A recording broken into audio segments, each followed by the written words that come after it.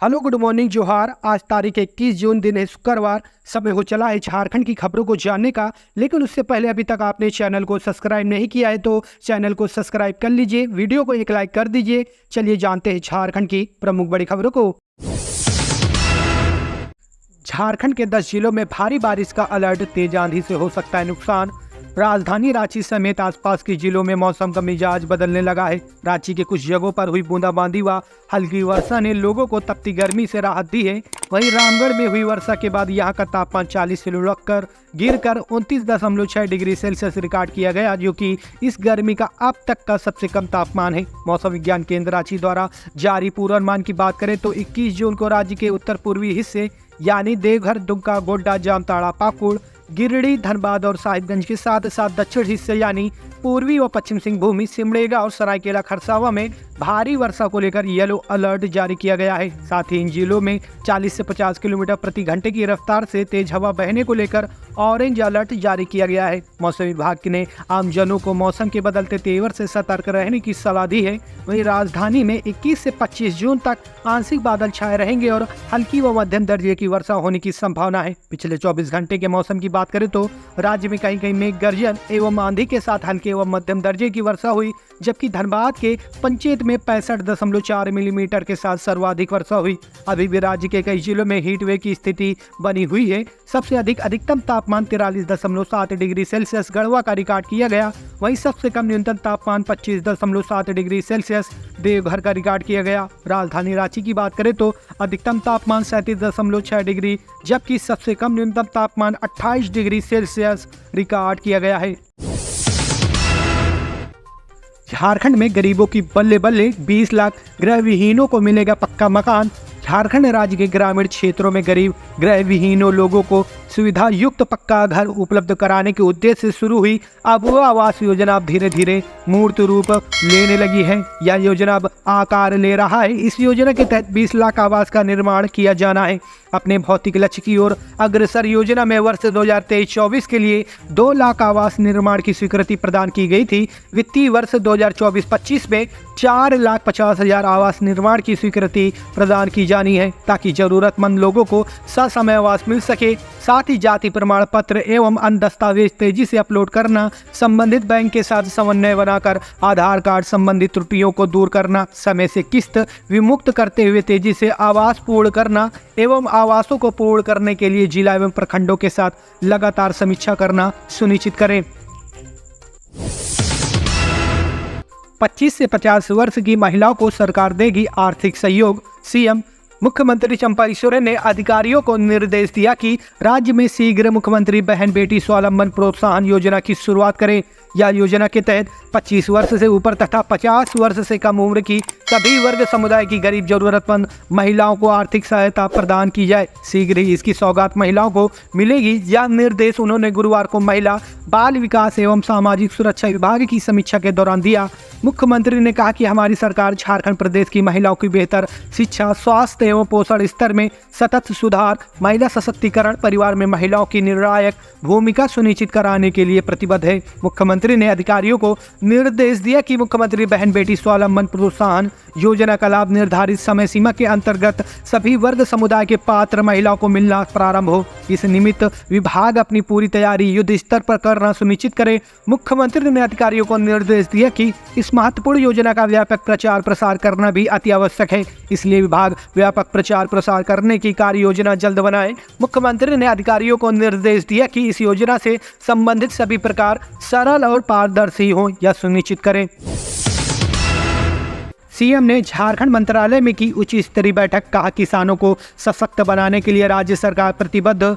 मुख्यमंत्री चंपा सोरेन ने झारखंड मंत्रालय में अधिकारियों की उपस्थिति में गुरुवार को कृषि, पशुपालन एवं सहकारिता विभाग के अद्यतन कार्य प्रगति की उच्च स्तरीय समीक्षा की। बैठक में अधिकारियों ने मुख्यमंत्री को कृषि से जुड़ी महत्वपूर्ण योजनाओं की प्रगति से जुड़ी जानकारी से अवगत कराया। बैठक में मुख्यमंत्री ने कहा कि किसानों को सशक्त बनाने के लिए राज्य सरकार प्रतिबद्ध है। इस दिशा में कृषि और किसानों की बेहतरी के लिए कई योजनाएं हैं। इन योजनाओं का लाभ अन्नदाताओं को मिले, इसे निश्चित तौर पर सुनिश्चित करें, क्योंकि किसानों की समृद्धि से राज्य की ग्रामीण अर्थव्यवस्था को मजबूती मिलेगी। मंत्री ने कहा कि राज्य सरकार द्वारा झारखंड कृषि ऋण माफी योजना के तहत 2 लाख रुपए तक का ऋण माफ करने की योजना है। इससे पहले किसानों के 50,000 रुपए तक का लोन माफ किया गया था। ऐसे में जिन किसानों का कृषि ऋण बकाया है, उनके NPA माफी के लिए बैंकों से बातचीत करें, ताकि सरकार की इस योजना का ज्यादा से ज्यादा लाभ किसानों को मिल सके। इसके साथ मृतक लाभुकों को सही तरीके से सत्यापन करने के बाद ऋण माफी की राशि का भुगतान किया जाए। मुख्यमंत्री ने कहा कि कृषि कार्यों में टाइम फैक्टर काफी मायने रखती है। ऐसे में किसानों के बीच समय पर खाद बीज का वितरण करने के साथ अन्य कृषि से जुड़ी सामग्री उपलब्ध कराई जाए, ताकि वे इसका पूरा सदुपयोग कर सके। राज्य के अलग अलग क्षेत्रों में जल स्तर में काफी भिन्नताएं हैं। किसी इलाके में ग्राउंड वाटर लेवल काफी नीचे है, तो कहीं या थोड़ा ऊपर है। ऐसे में किसी भी क्षेत्र में बोरिंग वहां के भूमिगत जल स्तर को देखते हुए किया जाना चाहिए। सरकार के पास पैसों की कमी सिर्फ गरीब, युवा, किसान और महिलाओं के लिए रहती है। बाबूलाल मरांडी। भाजपा प्रदेश अध्यक्ष बाबूलाल मरांडी ने गुरुवार को राज्य सरकार पर बड़ा निशाना साधा। मरांडी ने कहा कि राज्य सरकार युवाओं, महिलाओं, किसानों और गरीबों की योजनाएं चलाने के लिए पैसों का रोना रोती है। उन्होंने कहा कि जहां गठबंधन सरकार के पास महिलाओं को चूल्हा खर्च देने के नाम पर 2,000 रुपए तक नहीं है, जहां बेरोजगारी भत्ता देने में सरकार की रूह कांप उठती है, जहां किसानों को 2 लाख तक का कर्ज माफी करने में सरकार के पास पैसे नहीं बचते हैं, जहां गरीबों की थाली में 2 वक्त की रोटी मुहैया कराने में पैसे की कमी हो जाती है, उसी गठबंधन सरकार के लिए खुद के लिए पैसों की कमी नहीं रहती। उन्होंने कहा कि जहां मुख्यमंत्री को महीने के 80,000 रुपए, मंत्री और राज्य के मंत्री को 65,000 रुपए तथा विधायकों को 40,000 रुपए कम पड़ जाते हो, वहीं झारखंड की आम जनता के भविष्य और जीवन यापन के लिए सरकार के पास 2 आना भी नहीं है। ये कैसी सरकार है जिसकी बुनियादी सुविधाएं मुहैया कराने में सांसें फूलने लगती हैं, छात्रों के लिए नौकरी का विज्ञापन निकालने में हाथ थरथराने लगते हैं। उन्होंने कहा कि मजदूरों की मजदूरी बढ़ाने में जिनकी इंसानियत मर जाती हो, महिलाओं को आत्मनिर्भर और सशक्त बनाने में जिनके पैरों से नीचे से जमीन खिसक जाती हो, गरीबों के बेहतर जीवन यापन की गारंटी देने में जिनकी कलम चलनी बंद हो जाती हो, किसानों के साथ अन्याय करने में जिनके पसीने छूटने लगते हो, झारखंड की जनता ऐसी सरकार के बारे में जानना चाहती है। जब बात खुद के इंतजाम की आती है तो इतने पैसे सरकार के किस बटुए में आ जाते हैं? सरकार के आंगन में लगा वो कौन सा पैसों का पेड़ है जो सत्ताधारियों, जनप्रतिनिधियों के लिए ही धन की वर्षा करता है कि सभी के वेतन में 20,000 रुपए का इजाफा कर दिया जाता है। झारखंड में जाति सर्वेक्षण को मिली मंजूरी। अब कांग्रेस के मंत्री बन्ना गुप्ता ने दिया बड़ा बयान। झारखंड कैबिनेट ने जाति आधारित सर्वेक्षण को मंजूरी दे दी है। इसका समर्थन करते हुए कांग्रेस नेता और स्वास्थ्य मंत्री बन्ना गुप्ता ने कहा, निश्चित रूप से जाति आधारित सर्वेक्षण होना चाहिए। डॉक्टर राम मनोहर लोहिया कहा करते थे कि जिसकी जितनी हिस्सेदारी उसकी उतनी भागीदारी, और हमारे नेता राहुल गांधी ने भी वही बात कही है। बता दें कि पिछले साल हुए विधानसभा चुनाव और हाल ही में संपन्न लोकसभा चुनाव में भी कांग्रेस ने जोर शोर से जाति आधारित सर्वेक्षण का मुद्दा उठाया था। चुनाव प्रचार में जाति आधारित सर्वेक्षण कराने का वादा भी किया गया था। बन्ना गुप्ता ने कहा, झारखंड में पिछड़ों को 27% आरक्षण दिया गया था। बीजेपी की बाबूलाल मरांडी सरकार ने 27% का आरक्षण तोड़कर उसे 14% कर दिया। पिछड़ों के साथ अन्याय करने का काम किया है। जब जातिगत सर्वेक्षण होगी तो पता चलेगा किसकी कितनी संख्या है। इसमें क्या खराबी है? यह बहुत अच्छी चीज है। झारखंड में केंद्र लगा रहा 1500 मेगावाट का पावर प्रोजेक्ट, राज्य कैबिनेट ने निर्माण रोकने का प्रस्ताव किया पास। झारखंड कैबिनेट ने राज्य के लुगुबुरु पहाड़ पर केंद्र सरकार के उपक्रम DVC की ओर से हाइडल पावर प्रोजेक्ट के निर्माण को स्थगित रखने का प्रस्ताव पारित किया है। यह प्रस्ताव राज्य सरकार केंद्र को भेजेगी और निर्माण कार्य को स्थगित करने का आग्रह करेगी। बुधवार को झारखंड के CM चंपई सोरेन की अध्यक्षता में आयोजित कैबिनेट में पारित प्रस्ताव में कहा गया कि लुगु पहाड़ राज्य के बोकारो जिलों में स्थित है और इसे संथाल आदिवासी समुदाय के लोग अपना सबसे बड़ा तीर्थ स्थल मानते हैं। इस स्थल पर हाइडल पावर प्रोजेक्ट का निर्माण नहीं होना चाहिए, क्योंकि इससे इस स्थल की पवित्रता और आदिवासी समाज की धार्मिक आस्था आहत होगी। केंद्र सरकार के ऊर्जा मंत्रालय के अधीन कार्यरत PSU DVC ने लुगु पहाड़ पर 1500 मेगावाट की क्षमता वाला हाइडल पावर प्लांट स्थापित करने की परियोजना पर काम शुरू किया है। यह परियोजना पंप स्टोरेज पर आधारित है और इसके तहत पहाड़ की ऊपरी और निचले हिस्से में 2 जलाशय स्थापित किए जाने हैं। केंद्र और राज्य सरकार के बीच हो सकता है टकराव। झारखंड सरकार की ट्राइबल एडवाइजरी कमेटी ने प्लांट का निर्माण बंद करने का प्रस्ताव पहले ही सर्वसम्मति से पारित किया है। राज्य के कई आदिवासी संगठनों ने भी इस परियोजना के खिलाफ प्रदर्शन किया है। उनका कहना है कि यह आदिवासी तीर्थ स्थल का अतिक्रमण है। इससे लुगु पहाड़ की इस तीर्थ स्थल की असीमितता और पवित्रता बाधित होगी। दूसरी तरफ कैबिनेट के निर्णय के बाद केंद्र और राज्य के बीच टकराव की स्थिति बन सकती है। झारखंड कैबिनेट की बैठक में राज्य में जाति सर्वेक्षण कराने का भी फैसला लिया गया है। कार्मिक एवं प्रशासनिक सुधार विभाग को जाति सर्वेक्षण का दायित्व सौंपा गया है, लेकिन अभी फिलहाल ये तय नहीं हुआ है कि जाति सर्वेक्षण की प्रक्रिया कब से शुरू की जाएगी। झारखंड कर्मचारी चयन आयोग का बड़ा फैसला, आरक्षी नियुक्ति परीक्षा के 1,44,308 आवेदन रद्द। झारखंड कर्मचारी चयन आयोग ने झारखंड आरक्षी नियुक्ति प्रतियोगिता परीक्षा 2023 के तहत हुए ऑनलाइन आवेदनों में से 1,44,308 को रद्द कर दिया है। इन सभी आवेदनों को तकनीकी त्रुटि के कारण से रद्द किया गया है।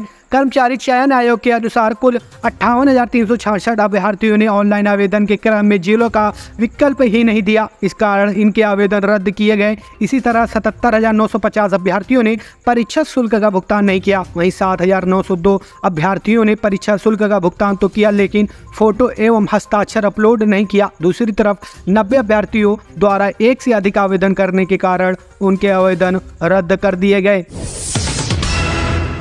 शिवराज का कैरियर खत्म करना चाहते थे, जनता ने 8 लाख वोटों से जिताया, कांग्रेस मंत्री ने ऐसा क्यों कहा। झारखंड कांग्रेस के बड़े नेता और चंपाई सोरेन सरकार में मंत्री बन्ना गुप्ता ने बीजेपी पर मध्य प्रदेश के पूर्व मुख्यमंत्री शिवराज सिंह चौहान का राजनीतिक करियर खत्म करने का आरोप लगाया है। ये झारखंडी से बात करते हुए बन्ना गुप्ता ने कहा, भारतीय जनता पार्टी ने शिवराज सिंह चौहान के राजनीतिक करियर को खत्म करने की साजिश रची, लेकिन यह मध्य प्रदेश की जनता ही थी जिसने उन्हें 8 लाख वोटों से फिर से विजय बनाया। गुप्ता ने आगे कहा, जब भाजपा ने उनकी लोकप्रियता देखी और उनका करियर खत्म करना मुश्किल लगा तो उन्होंने उन्हें मोदी 3.0 कैबिनेट में जगह दी और झारखंड का प्रभारी बनाया। लेकिन भाजपा के फार्मूला और रणनीति झारखंड में काम नहीं करेगी, क्योंकि उनके बुरे कर्म हैं। उन्होंने संविधान को कमजोर करने की कोशिश की। 2018 में उन्होंने SC/ST कानून को बदलने की कोशिश की और अब वे लोकतंत्र को गिरमिटिया मजदूरी में बदलने की कोशिश कर रहे हैं। उनके नैरेटिव को झारखंड के साथ पूरे देश ने देखा है। यही कारण कि उनके 400 पार के एजेंडे का विनाश हो गया और वे लोकसभा चुनाव 2024 में केवल 241 सीटों पर सिमट गए। बन्ना गुप्ता की यह बयान ऐसे समय पर आया जब भाजपा ने केंद्रीय मंत्री शिवराज सिंह चौहान को आगामी राज्य विधानसभा चुनावों के मद्देनजर झारखंड भाजपा का प्रभारी और असम के मुख्यमंत्री हेमंत बिस्वा शर्मा को सह प्रभारी बनाया है।